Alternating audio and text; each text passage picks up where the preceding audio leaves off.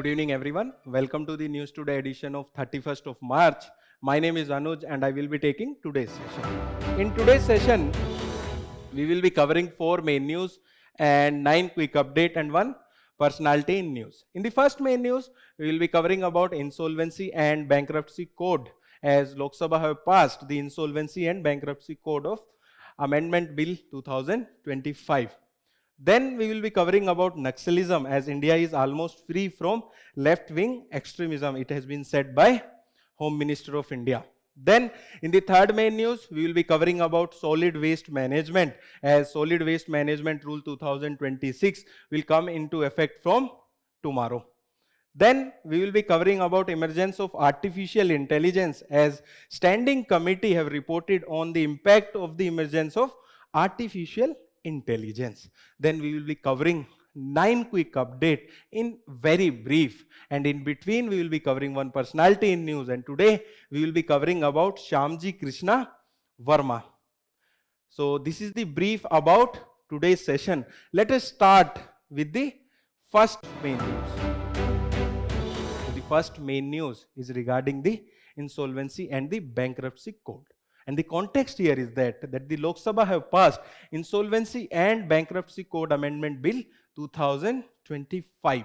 In this news, we will be learning about Insolvency and the Bankruptcy Code, why there was a need for the amendment, and what are the key provision in the amendment. It is related to paper 3, where syllabus talks about changes in industrial policy and their effect on industrial growth.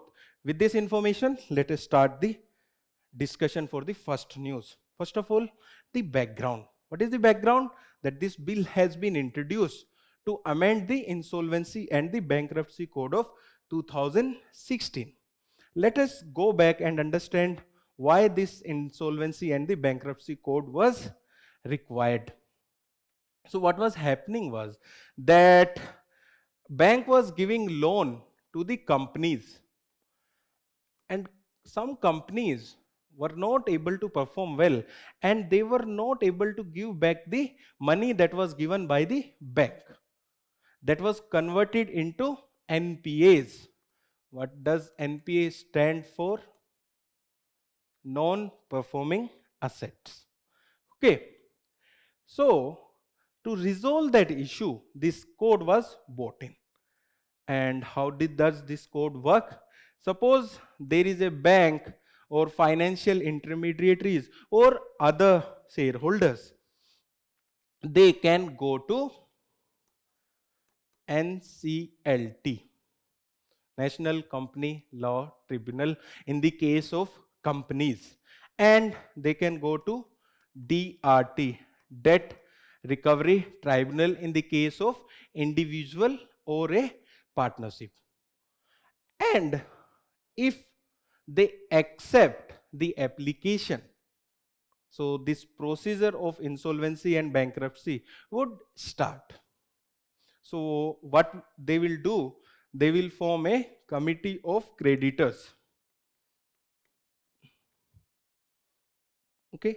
So what was happening is, suppose this is bank and this is the company. Suppose company A, this has given, or there are NPAs to this company, and this company has to pay back to the bank. So we can sell off the company, but that will be loss to the economy as well as to the bank, because when company will not be performing well, it will be selling in a very low price. So to improve its condition, there was insolvency professionals. They were appointed by IBBI, Insolvency and Bankruptcy Board of India. Okay, these facts are very important for your prelims examination. Okay, please understand this. Some facts are very important for your prelims examination. Okay, so Jassi को चाहे घर की याद आई हो या नहीं आई हो, you should be remembering some fact to clear prelims examination. Okay, so they try to enhance the value of this company. Then they will invite the resolution and they will approve one resolution plan from the resolution plan they have, which we have been sent by various members. So that they will approve the resolution plan, they will they will monitor that approval plan, resolution plan, and they will close it. Okay, so if the company get resolution or that revived, they can pay back to the bank. Or in the case there are no chances of revival of the company, then they will sell off and liquidate it.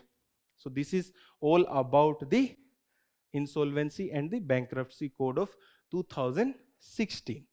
Now let us understand what was the need for the amendment, bill amendment. First of all, the rescue time. So the whole process, which we have talked in the last slide, should have been completed in 180 days and maximum by 330 days. But it was noticed by the standing committee that around 650 days was taken to complete this process. So the time taken to rescue that was around double that was mandated in the IBC code of 2016. Then recovery rate was also very low. It was around 31% only. Then asset values, there was delay erode the value of the stressed asset. As there was delay in the resolution, so value of stressed assets was decreasing. And it was also noticed that haircut by the banks or the creditors were very high.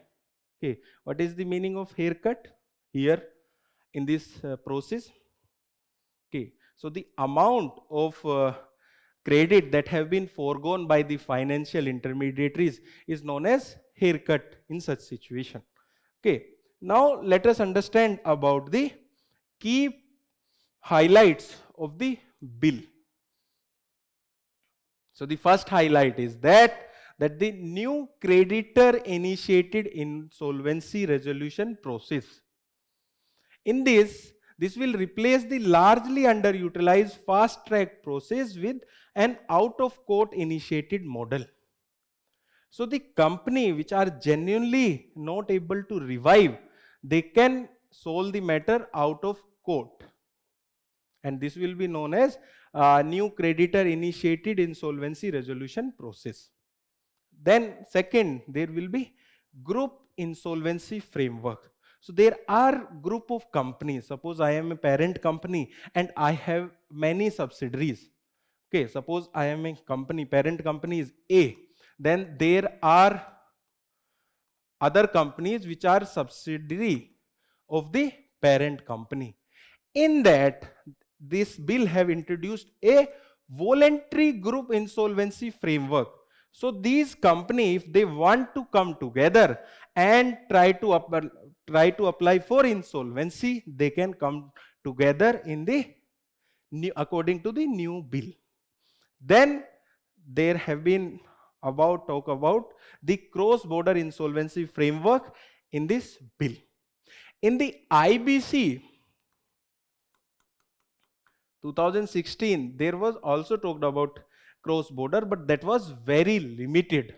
But here, it proposes a basic structure for cross-border insolvency. What is the meaning of this cross-border insolvency?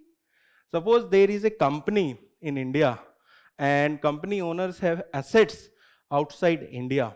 So to resolve that issue, they can sell off the asset outside the India, that is cross-border insolvency framework.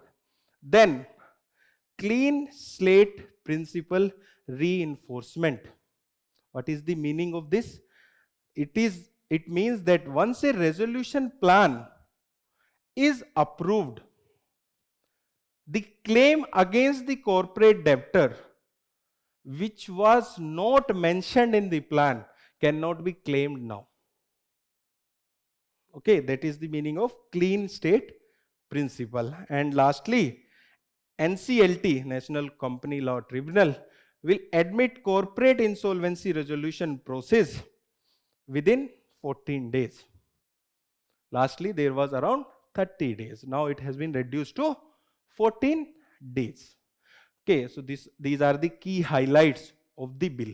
With this, we have completed the first news.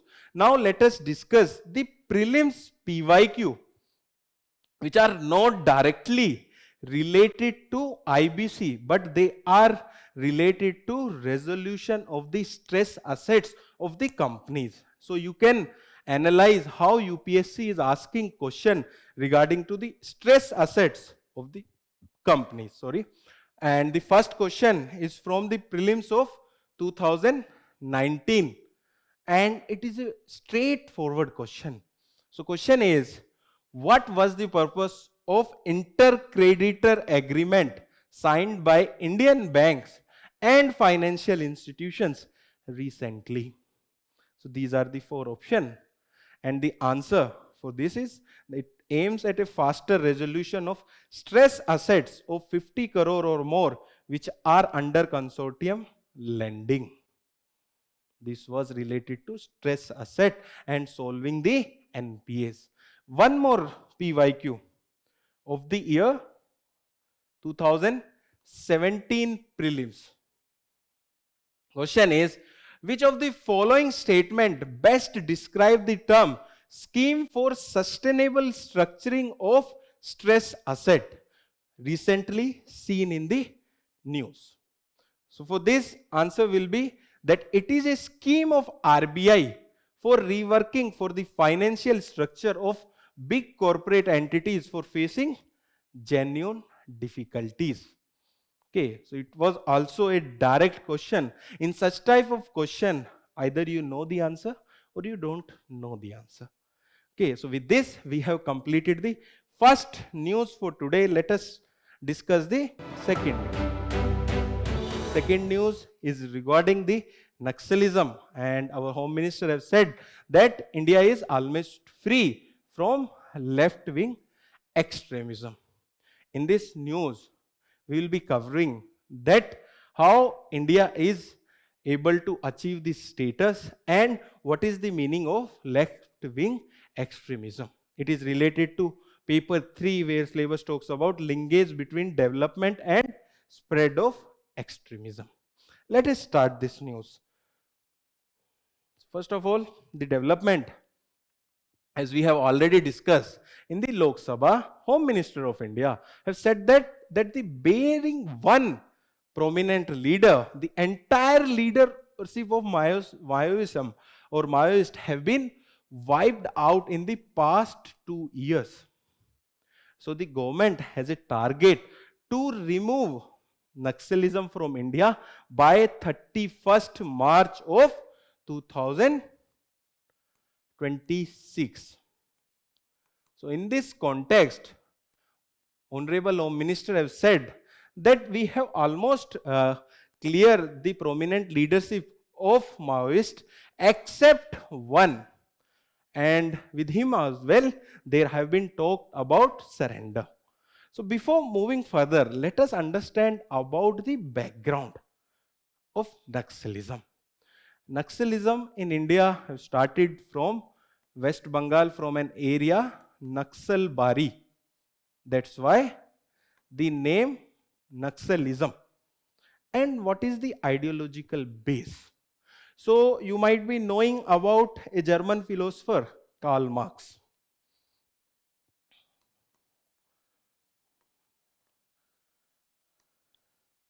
Okay. In his theory, he have divided the society into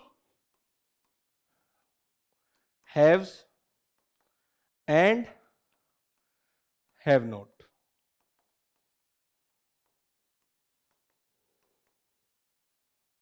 So he has said that have will be capitalist and have not will be marginalized. And these marginalized people will have armed rebellion against the have to have a say in the state. This was said by the Karl Marx. Then come the Chinese Revolution, from where our Naxalism is inspired. Okay, this is the ideology behind. In 1949, there was Chinese Revolution, and it was led by Mao. So according to him, it can be achieved by guerrilla warfare and by the farmers. So he has given this tactic to the theory of the Marx. So from this guerrilla warfare and rural-led revolution, our Naxalism is inspired. Now let us understand one thing. If a revolution have to fulfill its goal, there is a requirement of three things. One, ideological base, that is required. Then cadre support, and then prominent leaders is required. So we will be seeing how government has worked against all these three pillars, that is ideological base, cadre support, and the prominent leader. As you might have seen, the development, they have removed the entire leadership except one. Then we will be also discussing the ideological base. They have worked against the ideological base, and internationally as well, no country which is based on this ideology have not fulfilled its dream. So that is also one reason. We will be also discussing about removal of cadre support. So the central government aimed to make all affected district Naxal free by March 31st of 2026, that we have discussed. Now let us move further and understand about the Naxalism. We have discussed almost all the things regarding the Naxalism, but let us read them again. It originated from Naxalbari movement of 1967 in West Bengal. The movement aimed to undermine the Indian state through armed rebellion and parallel governance structure. Then it spread primarily across the red corridor affecting state like Chhattisgarh, Jharkhand, Odisha, Maharashtra, Kerala, West Bengal, Madhya Pradesh, and parts of Andhra Pradesh and Telangana. And what was the key reason for the growth of Naxalism? You might have heard about this term, Jal, Jungle, and Jameen.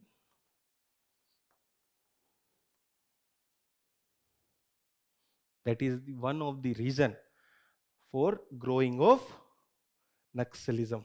So if the resources such as Jal, Jungle, and Jameen will taken away from the tribal people, there was this growth of the Naxalism.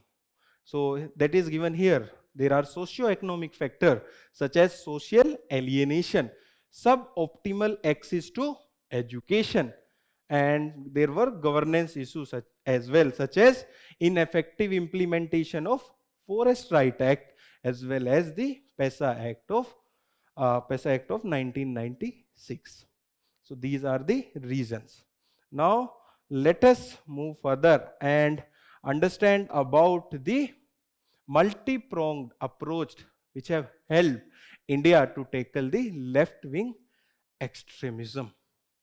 So we have discussed that government have worked upon providing a anti-ideology for Naxalism. They have also removed the prominent leadership and also removed the cadre support by bringing governance to the grassroots level and plugging those gaps which was there between the government and the citizens.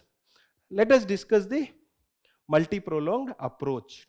First of all, the Samadhan strategy. This is a very important strategy which was taken by the government, and it stands for S stand for smart leadership, A stand for aggressive strategy, M stand for motivation and training, A stand for actionable intelligence, and D stand for dashboard based key performance indicators, and KRA, that stand for key result areas. Then H stand for harnessing technology, A stand for action plan for each theater, and N stand for no access to finance. This is the full form of Samadhan. And it encompasses the entire strategy for the security operation. You might be aware about CRPF. Okay, and this is also in the news because there is controversy regarding the CAPF bill as well. Then government have also taken the development intervention such as special central assistance for the left wing extremism affected district, and also they have also fill in the critical gap in public infrastructure and services. And there was also special program such as aspirational district program. Okay, then they have introduced or improved the surrender and rehabilitation policy. In this, rehabilitator cadre received the financial assistance as well as monthly stipend for the vocational training so that they can come back to the society. Then they have strengthened the security infrastructure and technology. They have started using the cutting edge technology such as location tracking as well as usage of satellite imagery. Then they have financial improved on the financial crackdown. So they have targeted the funding sources through the Prevention of Money Laundering Act and enforcement and fund seizure. So this was the multi-pronged approach which have helped India to tackle left-wing extremism. Now let us discuss PYQ related to this news. So there are many PYQ related to this news in the mains examination. Here let us discuss the mains examination question of 2025, that is the last year. The question is, the government of India recently stated that left-wing extremism will be eliminated by 2026. Here it is March 31st. What do you understand by left-wing extremism and how are the people affected by it? Okay, that is the first part of the question. Then, what measures have been taken by the government to eliminate the LWE? So that we have discussed in this news. Okay, now let us move to the next news for today. The next news is about the solid waste management rules 2026. They will come into effect from tomorrow. It is related to paper 3 where syllabus talks about sustainable development. Let us discuss this news.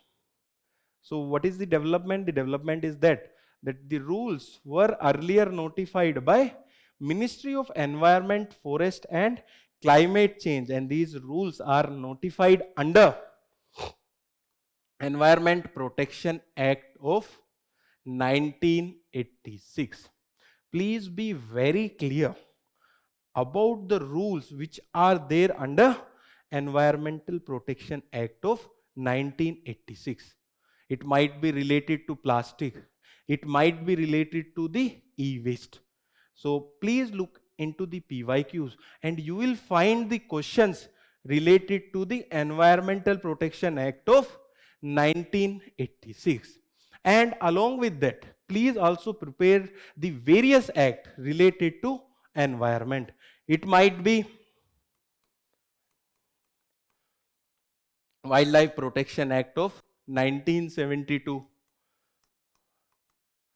It might be Water Act of 1974, or Air Act of 1981, or Biological Diversity Act of 2002. You should be very clear about all the act. Okay, we will be also solving the PYQs from the prelims after discussing this news. So these rules will supersede the rules of 2016. Okay, let us move forward and understand about the solid waste generation in India.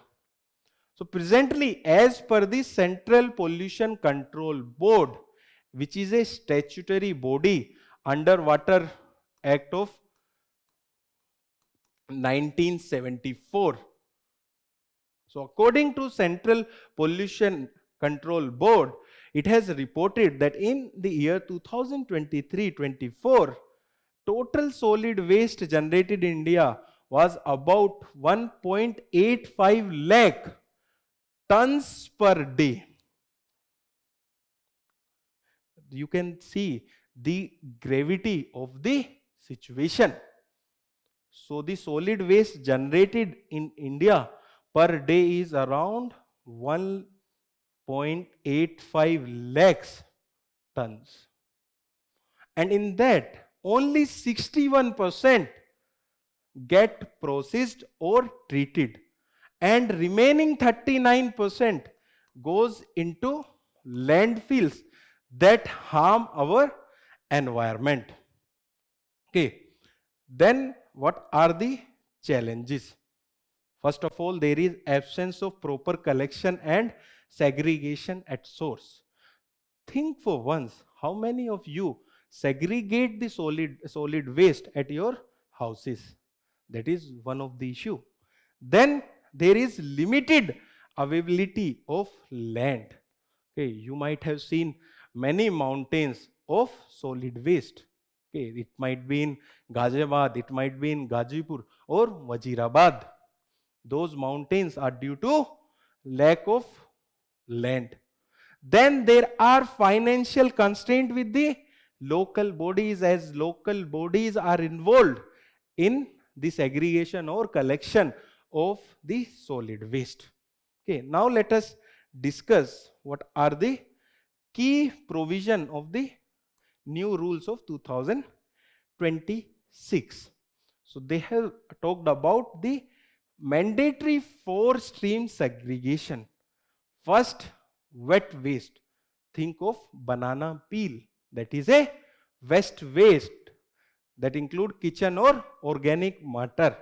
Then dry waste. Think of plastic bottle. That is dry waste. It include plastic, paper and metal. Then sanitary waste. Think about diapers.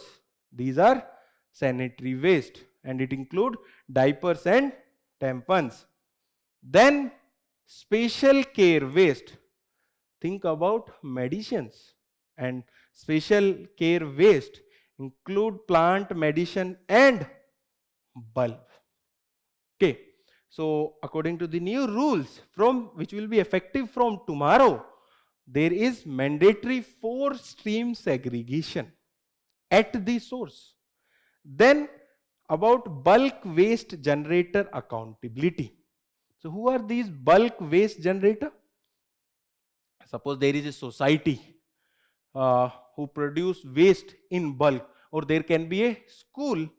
So they have responsibility to dispose that waste on site.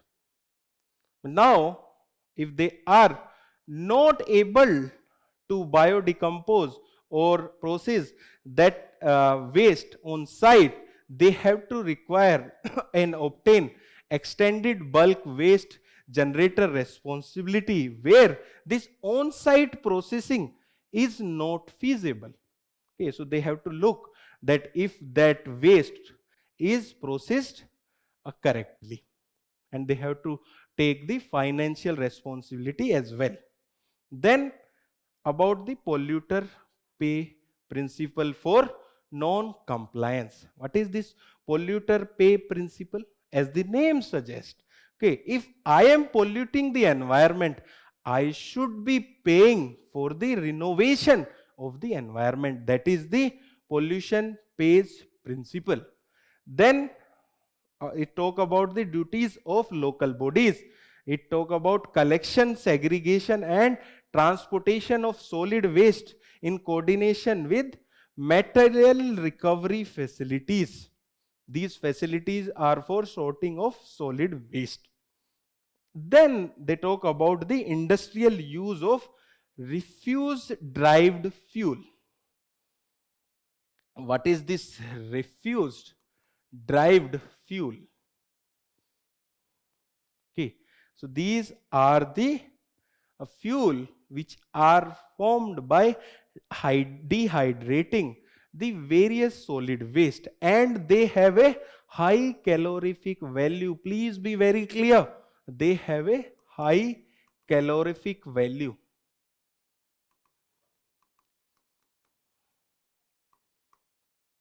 Okay, and lastly, they talked about the special provision for hilly areas and island. You might be seeing that various tourists are polluting these hilly areas and islands. That's why there is special provision for these hilly areas and island. Okay, with this we have completed this news. Now let us discuss the PYQ related to this news. First of all, the PYQ is from the year 2019. Okay, it is current affairs inspired static question. So the question is that in India, extended producer responsibility was introduced as an important feature in which of the following? So the answer for this is the e-waste management and handling rules of 2011.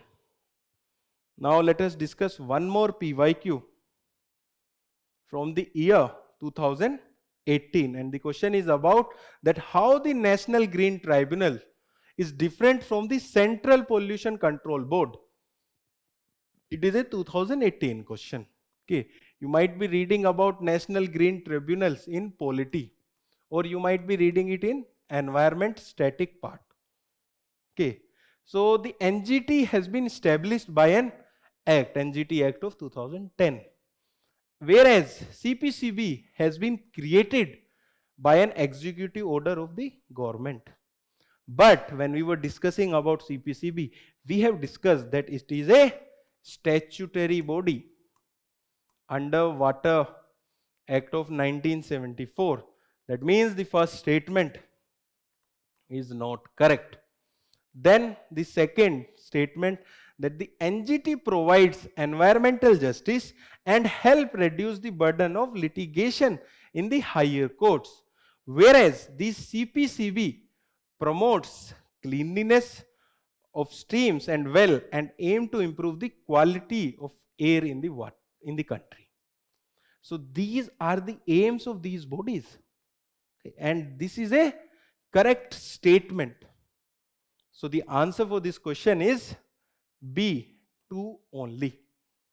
With this, we have completed this news. Now let us move to the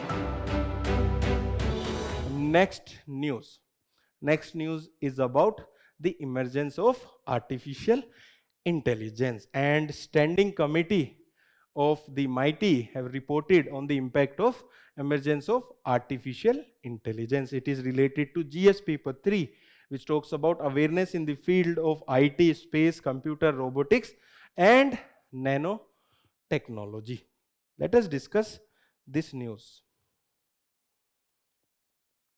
So first of all, let us talk about India's position in the AI sector. This is given in the report by citing various indexes. First of all, it is given that India is 10th in the Tortoise Global AI Index and 4th place in the Stanford AI Index.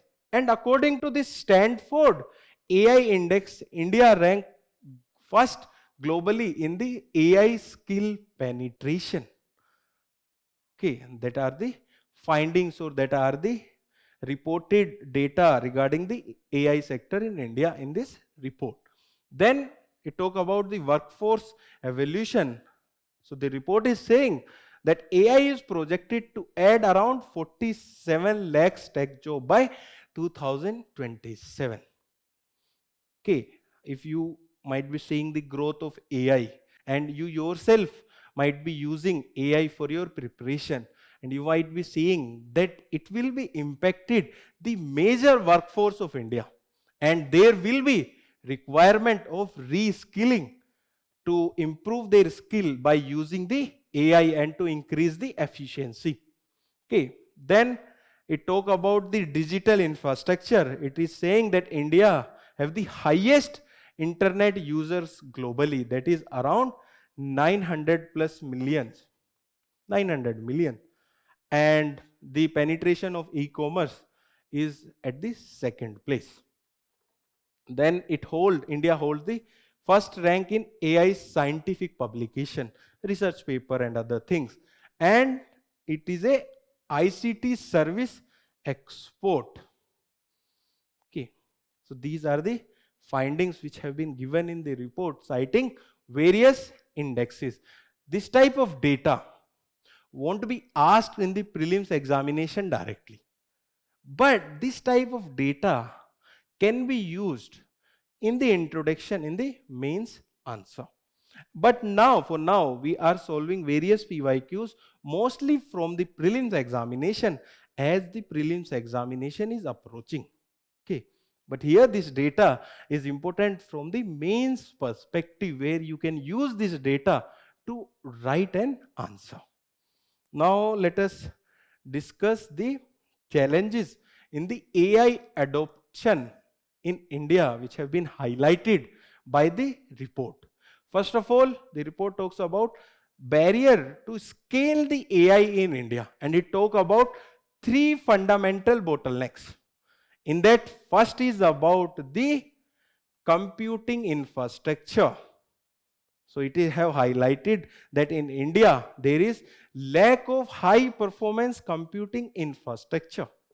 Then it talk about the limited access to the clean and the quality data set. For AI to work efficiently, it required data set, and the report is saying that there is limited access to the clean and the quality data set. Although there is access to the data set, but access to clean and the quality data set is lacking. Then there is shortage of grassroots level technical skill. That means the technical skills which are required at the ground level, those are lacking. Okay. Then it talk about sector specific adoption challenge, and it has given the example of agriculture. First of all, the requirement of the capital for adoption of the AI in the agriculture is very high. That's why farmer won't adopt it. As well as farmer will not rely on the information which will be given by the AI. These are the challenges which have been highlighted. Then there are issue of cyber security. There is weaponization of AI to generate deepfakes. Okay, you might have heard the case of Rasmika Mandana before 2 to 3 years, how her image were marginalized. Then there is a child sexual exploitative and abusive material which have been generated by using AI, and as well as there are financial fraud as well. You might have heard about the cases of digital arrest. Okay, then it have also talked about risk in defense. Okay, you might have heard that USA attacked on Iran using the information which was given by the AI platform cloud. Okay, so these are the challenges which have been highlighted in the report. Now let us discuss what are the recommendation given in the report. First of all, it talk about enacting comprehensive AI legislation and IT rules. Okay, and it talked about that there should be enhancement of the performance of AI, and as well as there should be the provision to safeguard the citizen. Okay, so there should be a balance. Then it talk about expediting the India AI mission, as most of the Indians are dependent on the foreign companies, and it will create the digital monopoly in the Indian market. So for that, to break that monopoly of few entities, there is required for a fostering domestic innovation. Then there has to be strengthening the cyber crime mitigation. So there should be an automated hash matching approach to proactively detect and prevent the uploading of harmful content. So what is this hash matching approach? So in this approach, there will be a digital fingerprints of an image. And if those digital fingerprint match with the already data which is there with the government, that won't be uploaded on the internet. Okay, then there should be curbs on the financial fraud, as there can be advances in AI to flag the mule account. These are the recommendation. Now let us solve the PYQ from the prelims examination related to AI. First of all, question is from the year 2020. The question is, with the present state of development, artificial intelligence can effectively do which of the following? So here the year is 2020, not 2025 or 26. So bring down electricity consumption in industrial unit. Okay, it can increase the efficiency. Okay, second, create meaningful short stories and song. Everyone is creating stories from AI as well as generating song. But at that time, this word with the present state of development is very important. So at that time, AI was not able to create songs or generate these meaningful short stories. That's why second option was incorrect. Then it can diagnose the disease. Okay, AI can be used to diagnose the diseases. Then it can convert text to speech. That is also true. Okay. And fifth, wireless transmission of electrical energy. Can you think that AI can be used to transfer electricity from one place to another? Oh, that is not true. And if you eliminate the fifth option, then also you will come to the correct answer. So fourth option contain fifth option, then this will be also eliminated. Answer will be 2, 1, 3 and 4 only. Okay, with this we have completed the main news for today. Now let us discuss let us discuss one more PYQ from the year 2025. It is indirectly related to artificial intelligence. The question is, consider the following statement regarding AI Action Summit held in Grand Palais, Paris in February of 2025. So this is the prelims question from the last year.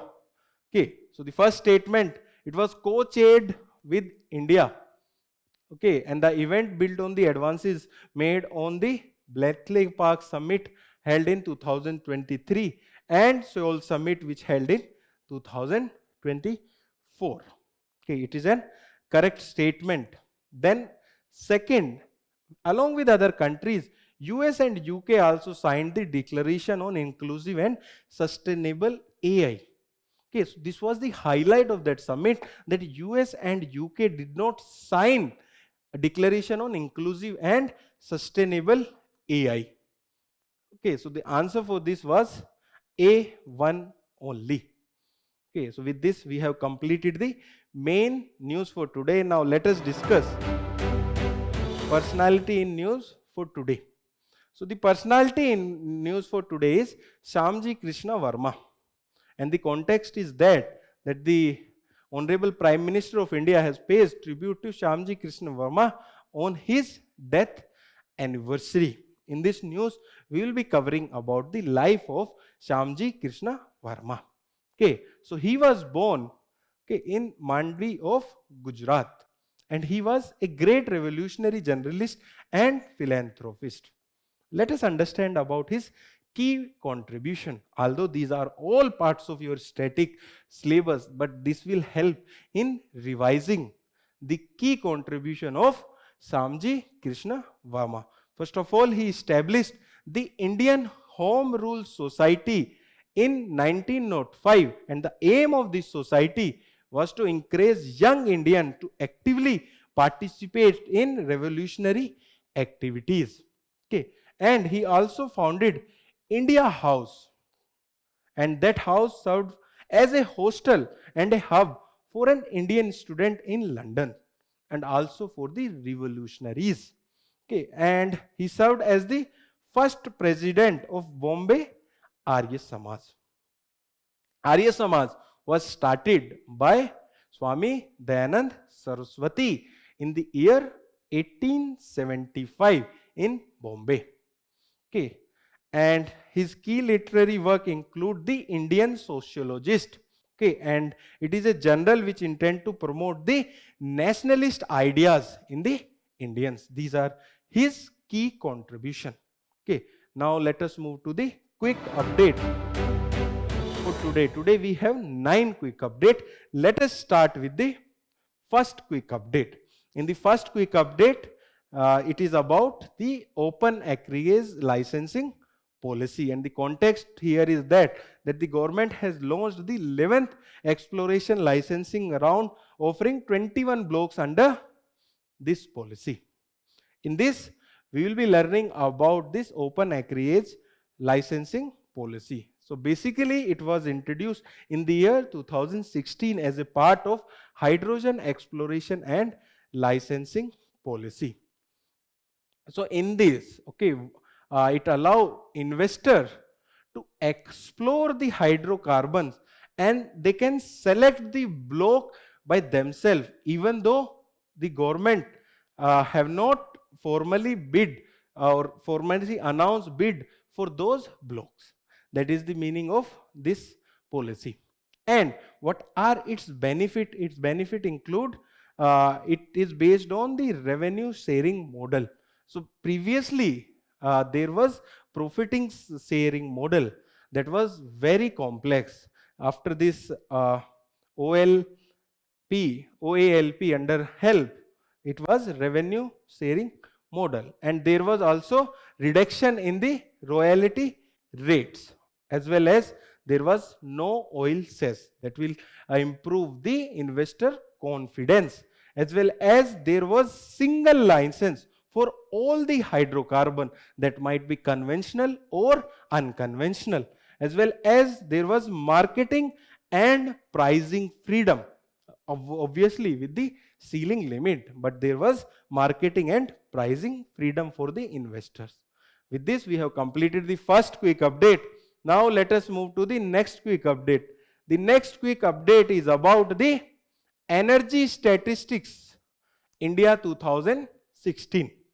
So here the context is also important for this quick update. The context is that the National Statistics Office, which is under Ministry of Statistics and Program Implementation, have released the Energy Statistic India 2026. So this can be asked in the prelims examination, that which institute released the Energy Statistics India. Okay, so what are the key highlights of these statistics? First of all, the total primary energy supply have grew by 2.9% in the year 2024-25, which have reached to 9.3 lakhs kiloton of oil equivalent. What is this meaning of tons of oil equivalent? So that is the energy produced by 1 ton of oil, crude oil. Okay, then it talk about renewable energy. So the generation stand at the 47 lakh megawatt as of 31st March of 2026-25, sorry. And top 3 include having the renewable energy potential include Rajasthan, Maharashtra and Gujarat. And the renewable energy potential are mostly for the 6 state, including these Rajasthan, Maharashtra and Gujarat. And largest component for these energy, renewable energy potential is solar energy, which is followed by wind and large hydro project. But it has said that coal still remain the dominant source. Okay, these are the key highlights. Now let us move to the next quick update. The next quick update is about a scheme, that is electronic component manufacturing scheme. And the context is that the government has clear 29 investment proposal worth rupees 7,000, around 7,000 crore under this scheme. So in this we will be learning about this scheme. First of all, it was launched in the year 2025. That means last year, and it has a time period of 6 years. And it was launched by Ministry of Electronics and Information Technology. Okay, and its objective is to develop a robust component manufacturing ecosystem by attracting investment. That investment can be from the domestic market or from the global market across the value chain by integrating the domestic electronic industry with the global value chain. So basically the electronic global value chain is dominated by the few players such as China or South Korea. So under this scheme, the government is aiming to increase the share of India in the global value chain of electronics. Okay, and its targeted segments are high value components such as camera, display module and lithium ion batteries. Okay, so this was about this scheme. Now let us move to the next quick update. The next quick update is about radiative forcing based accounting. Okay, here the context is not that important, but we will be understanding what is this radiative forcing based accounting. And the context here is that a study has proposed a new framework called this radiative forcing based accounting framework that offer an alternative approach to equivalence metric in carbon offset crediting. So you might have heard about global warming potential. In this, various greenhouse gases are compared to the carbon dioxide for 100 years. So to give an alternative to that is proposed, this is proposed, sorry, that is radiative forcing framework. And what it is a net difference between solar energy absorbed by the earth and energy radiated back to the space.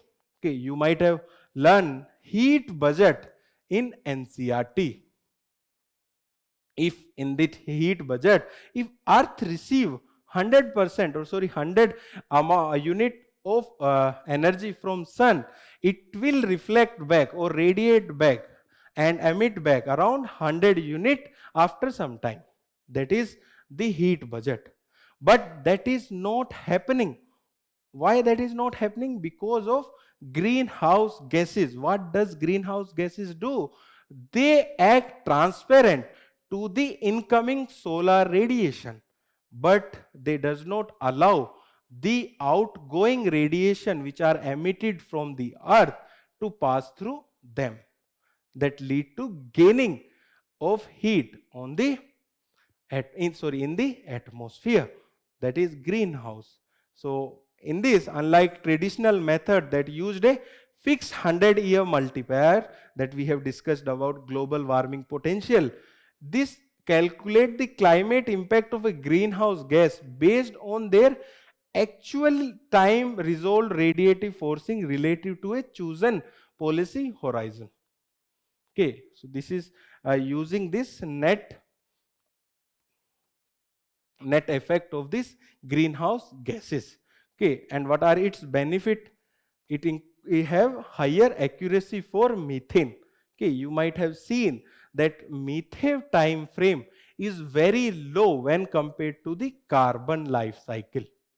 Okay, that's why here it have higher accuracy for the methane.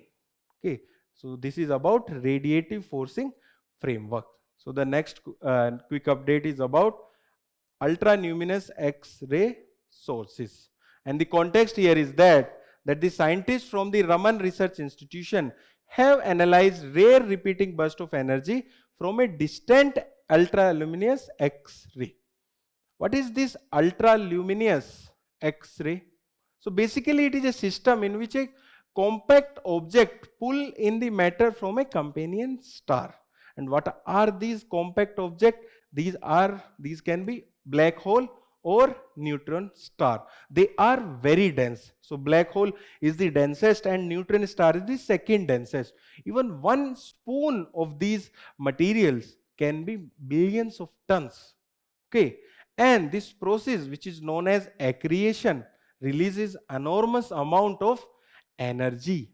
Okay, and in some cases these sources exceed the Eddington limit.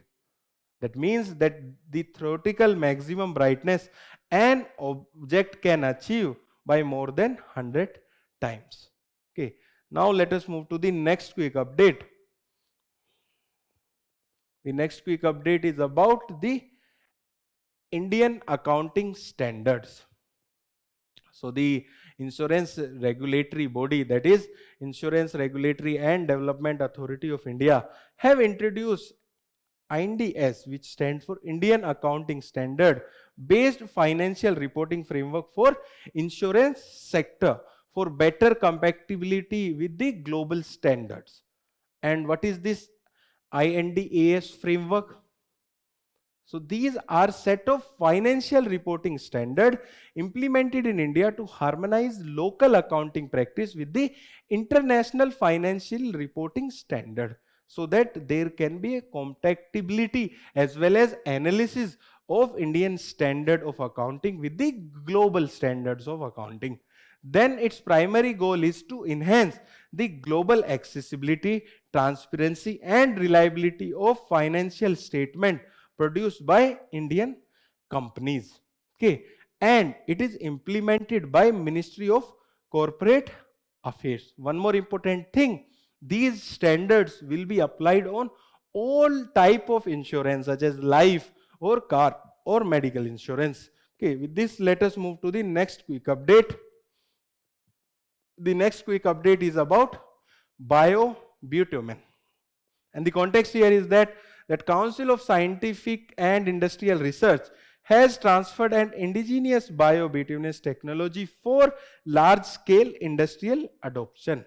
And this technology is jointly developed by CSIR, Central Road Research Institution, and the CSIR, Indian Institution of Petroleum. Before understanding about biobitumen, let us understand about bitumen. So it is a highly viscous, black, sticky and waterproof hydrocarbon material obtained from crude oil refining. Okay, you might have gone to the areas where roads are constructed. You might have seen a black-like thing which is spread on the newly constructed road, and the usage of that is to increase the adhering capacity as well as providing the waterproofing abilities. That is bitumen. And what is biobitumen? Basically, it utilizes agricultural biomass and crop residue as a feedback to produce a renewable and environmentally friendly alternative to traditional petroleum-based bitumen. This is about biobitumen. If you know about bitumen and if you made that environmentally friendly by using the feedstock from the crop residue, that will convert into biobitumen. Okay, they are understanding about biobitumen. Now let us move to the next quick update. The next quick update give report about fertilizer status. In this, we will be learning about the status of fertilizer sector in India. So there are important facts about the fertilizer sector in India. First of all, India is reliant on import of about 13 to 20% of its urea and 60% of diammonium phosphate. Okay, you might be knowing that India does not have potash in India. Then the Gulf region remain a key source for fertilizer import, which account for 20 to 30% of urea. And you might be knowing that there are various issues which are going on in the Gulf region, and that will impact our fertilizer sector. And also supplies nearly 50% of India's LNG import, okay, which is a key feedstock for urea production. What we are producing, suppose we are producing urea in India, for that feedstock is LNG. That is also impacted due to issues in the Gulf region. Then India is the second largest consumer and the third largest producer of fertilizers globally. This is an important fact, your prelims examination, where UPSC can give that India is the largest consumer of fertilizers. Okay. Then the domestic production. So there is nearly 73% of countries' total fertilizer requirement are met through the domestic production in the year 2025. Now let us move to the last quick update for today. The last quick update is about the Bhavasagar. Okay. So the context here is that the Ministry of Environment, Forest and Climate Change has officially designated Bhavasagar Referral Center as National Repository for Deep Sea Fauna. Okay, and this is the context. In this news, we will be learning about Bhavasagar. So it is located at the Center for Marine Living Living Resources and Ecology in Kochi, Kerala. And this facility or this center works under Ministry of Earth Sciences. You should be also knowing about Samundrayan. That is also under Ministry of Earth Science. Okay, and what are the key responsibilities of Bhavasagar? First of all, it secures the custody to preserve the biological sample and DNA sequences of the deep sea fauna in territorial water as well as the exclusive economic zones of India. Then it holds the type specimen and act as an official custodian for any newly discovered deep sea species in the Indian water. Then it also help in capacity building and foster the expertise in the deep sea taxonomy to align with the UN Decade of Ocean Science. So this decade is declared as UN Decade of Ocean Science 2021 to 2030. So with this, we have completed the news today discussion for today. And to read further and to solve other smart quizzes, you can visit the Digital Current Affairs website of VisionIAS. And please solve the questions which are visible on your screen. Thank you and all the best for your preparation.